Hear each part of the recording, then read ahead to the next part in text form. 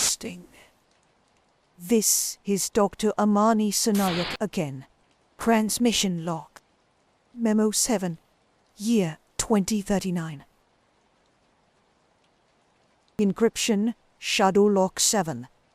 We used to call it Judgment Day, borrowed from The Terminator, one of Randy's favorite films. He'd laugh and say, "I never thought that part would actually come true." He used to joke that maybe the screenwriter had experienced a memory transfer too. Just like us. Maybe they saw fragments of what was coming and didn't even know. But that's for later. Let's return to the story. You've heard me say this before. Form 2 isn't just a mirror. It's a forge. It shapes whatever you bring with you. Loneliness, hope, regret. And that night, Randy didn't just carry Maya's memory. He carried a longing that had nowhere else to go. He raised a glass toward her, ruby red in candlelight. "Wine?" he asked, eyebrow lifted, a quiet smirk at his lips. Maya's smile lit up something old in him. You remembered. He did.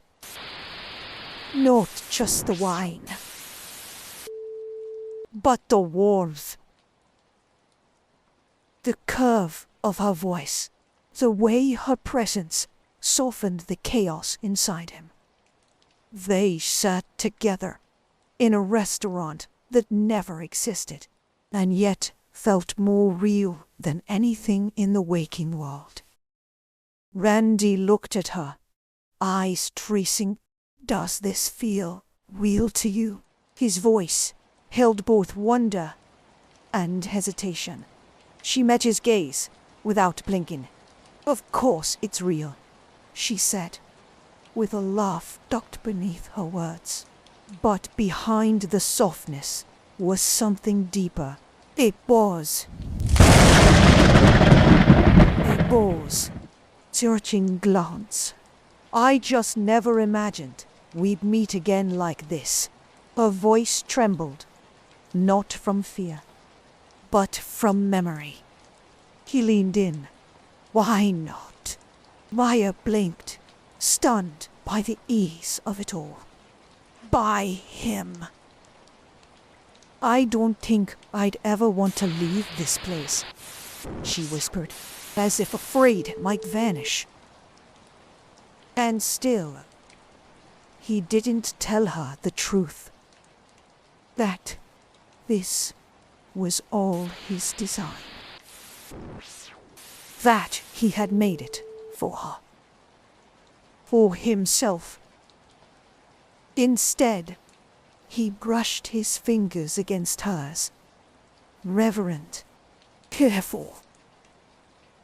"So, tell me what you've been up to." And just like that, the years dissolved. Voice became music again. Her laughter, familiar. The silence between them. Comfortable. Later, they walked side by side through quiet, starlit streets. No city map. No skyline. Just a world built on the real world from memory and longing. At her door, Maya turned to him. Her eyes shone with emotion she wasn't ready to name. "Thank you for tonight," she said, barely above a breath. "Didn't realize how much I needed this. How much I missed it." He tucked a strand of hair behind her ear, fingers lingering, trembling. "Me neither."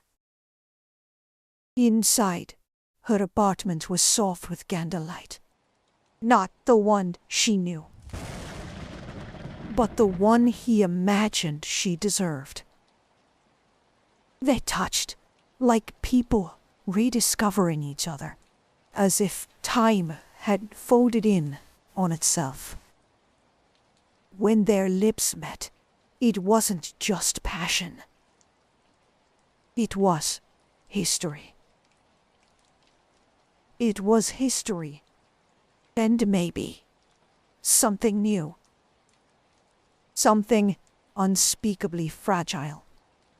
Later, as she lay asleep beside him, Vandy leaned in and whispered, "When you wake, you'll remember this only as a dream.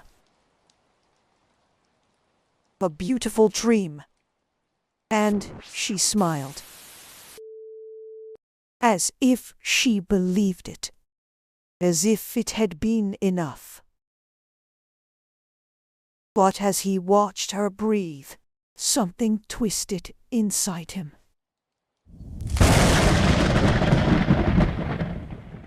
He had shaped her reality.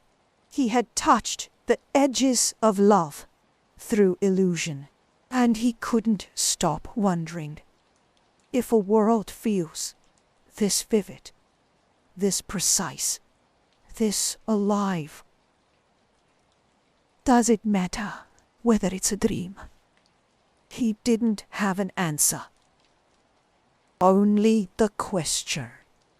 More soon. Until then, remember what I told you about how to reach us. About the book, Veil Between Shadows. And what you need to do so we can find you. And keep it quiet. They're always listening. Stay hidden. Stay informed. But reach out. Because hiding isn't living. And this war is still waiting for you. Choose a side. Transmission ends.